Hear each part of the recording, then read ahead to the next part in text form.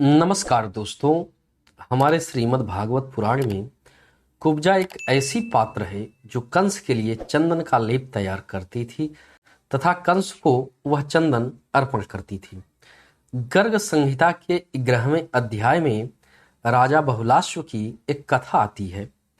एक बार बहुलाश्व ने नारद मुनि से कथा सुनने के दौरान उनसे प्रश्न किया, मुनिवर, उस सौरंध्री कुब्जा ने अपने पूर्व जन्म में ऐसा कौन सा दुष्कर तप किया था जिसके फलस्वरूप परमात्मा श्री कृष्ण उस पर रीझ गए, क्योंकि उनकी प्रसन्नता का लेश तो देवताओं के लिए भी अति दुर्लभ है। इस पर देवर्षि नारद जी ने उन्हें बताया कि काफी समय के पहले की बात है।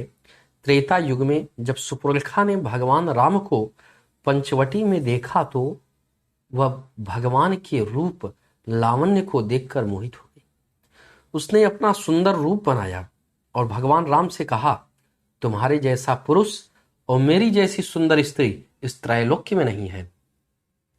ऐसा कहकर भगवान राम से उसने प्रणय निवेदन किया। भगवान ने उसे रंच मात्र भी नहीं देखा।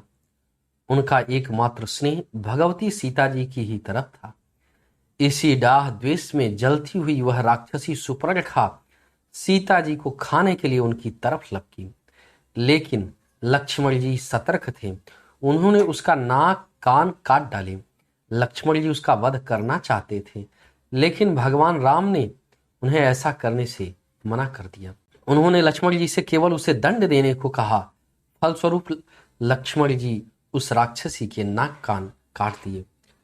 अपने अपमान से क्रोधित हुई, क्रोधाग्नि में जलती हुई वह राक्षसी अपने भाई रावण के पास गई और बोली, मेरे प्रिय भाई, जंगल में 2 वनवासी रहते हैं।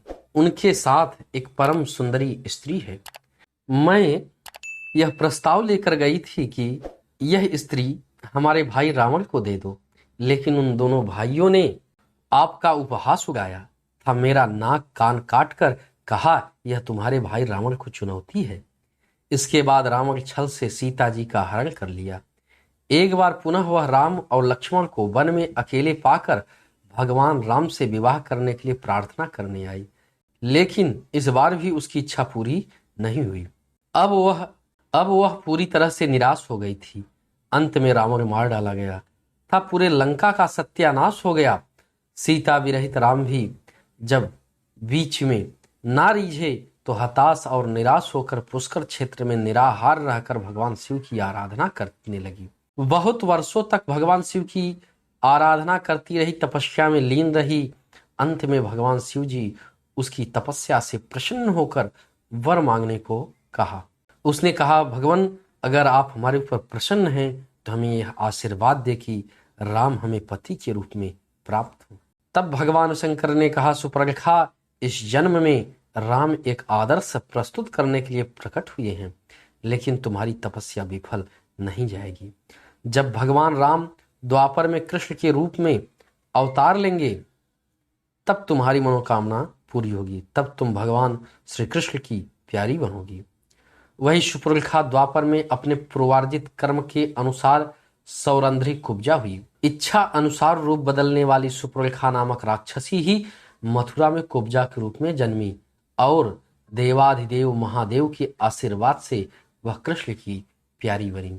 प्रिय साथियों, यह कहानी आपको कैसी लगी कमेंट में जरूर बताना। लाइक और सब्सक्राइब जरूर करना। घंटे वाला बटन दबाना ना भूलना।